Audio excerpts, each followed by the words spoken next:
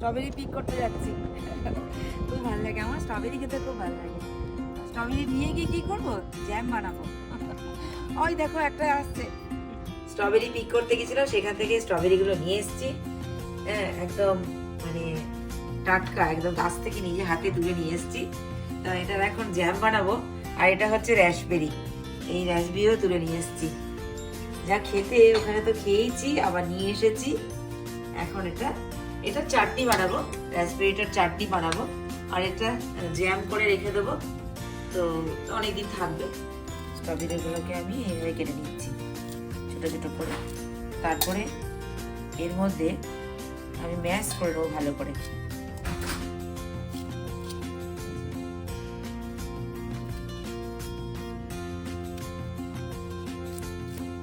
যতটা কুচি কাটা যায় কেটে নেওয়া ভালো, তাহলে কি হয় মানে একদম যেন পেস্ট হয়ে যায়।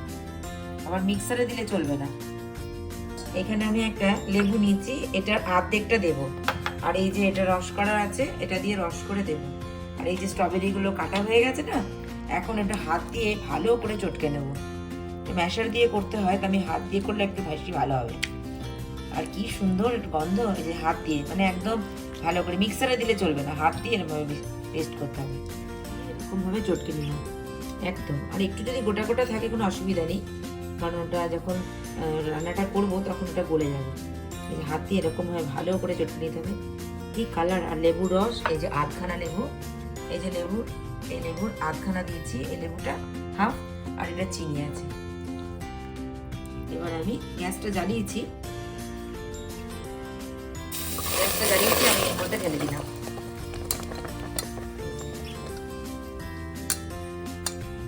এবার আমি এটা এখন লো টু মিডিয়ামে থাকবে, মানে বেশি জোরে আঁচটা দেব না।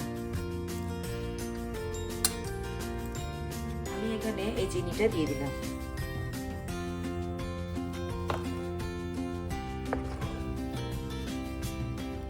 চিনি দিয়ে ভালো করে এটা মিশিয়ে দেব।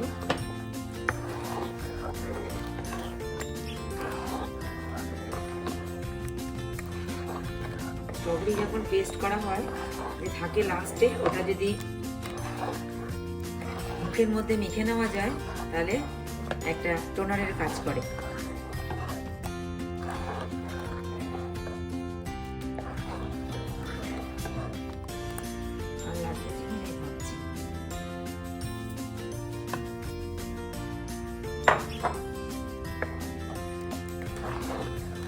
লেবুর রসটা এখন দেবো না, একটু ফুটবে যখন লেবুর রস দেবো। এটা অনেক দিন ধরে প্রিজার্ভ করে রেখে দেওয়া যাবে জ্যাম করে। তারপরে বাচ্চাদেরকে টিফিনে দিয়ে দিতে পারবে, ব্রেডের মধ্যে লাগিয়ে, রুটি দিয়ে। জ্যাম তো খেতে সবাই খুব ভালোবাসে, আর এটা তো একদম নিজে বাড়িতে তৈরি করা। লেবুর রসটা এবার আমি দিয়ে দেবো, ফুটে উঠেছে যে। এবার আমি লেবুর রসটা এরকম করে ঘুরিয়ে দিয়ে দিলাম। এটা এখন সময় লাগবে, প্রায় আধ ঘন্টা মতো লাগবে এটা হতে, কারণ আস্তে আস্তে স্ট্রবেরিতে জলটা, রসটা, চিনি সব একসাথে ভালোভাবে হবে। এই যে জ্যামটা ফুটছে, এই যে কাঁচটা বেরোচ্ছে, এটা কিন্তু ফেলে দিতে হবে, তাহলে জ্যামটা খুব ভালো হবে আর কালারটা খুব সুন্দর আসবে। আমি কিন্তু ওই আস্তে আস্তে জড়ো করে এই কাঁচটা ফেলে দিচ্ছি আর দেখাচ্ছি। এই যে আস্তে করে তুলে আমি ফেলে দিলাম। এই যে সুন্দর হচ্ছে, একটু দেখালাম। এই যে স্ট্রবেরি জ্যামটা রেডি। এটা প্রায় 1 ঘন্টা মতো লেগে গেল, 1 ঘন্টার উপরেই লাগলো। আধ ঘন্টা জলটা শুকালো, আধ ঘন্টা তো না, বেশি সময় লেগে গেল। আর যখন দেখবে এরকম ভারী ধোঁয়া উঠছে না, আর এরকম ভারী হয়ে গেছে চামচের মধ্যে, তখন জানবে এটা হয়ে গেছে। এবার এটাকে আমি এর মধ্যেই রেখে দেবো। এবার এটা স্ট্যান্ডিং টাইম দিলাম, একদম যখন ঠান্ডা হয়ে যাবে।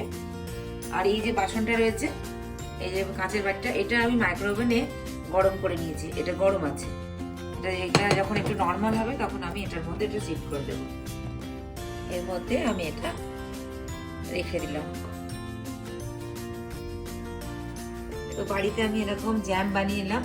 তো স্ট্রবেরি তো সব জায়গাতেই পাওয়া যায়, যদি বাড়িতে বানিয়ে নেওয়া যায় তাহলে বাচ্চারাও খাবে। আর খুব ভালো, কোনো রকম কোনো কেমিক্যালস নেই, কিছু নেই, জাস্ট কটা উপকরণ দিয়ে এটা হয়ে গেল। যদি রেসিপিটা ভালো লাগে তাহলে লাইক করো, কমেন্ট করো, শেয়ার করো আর সাবস্ক্রাইব করতে ভুলো না কিন্তু, পাশে থেকো। আমি এরকম করে এক একটা করে রেসিপি তোমাদের সাথে শেয়ার করব। ভালো থেকো, সুস্থ থেকো। Thank you.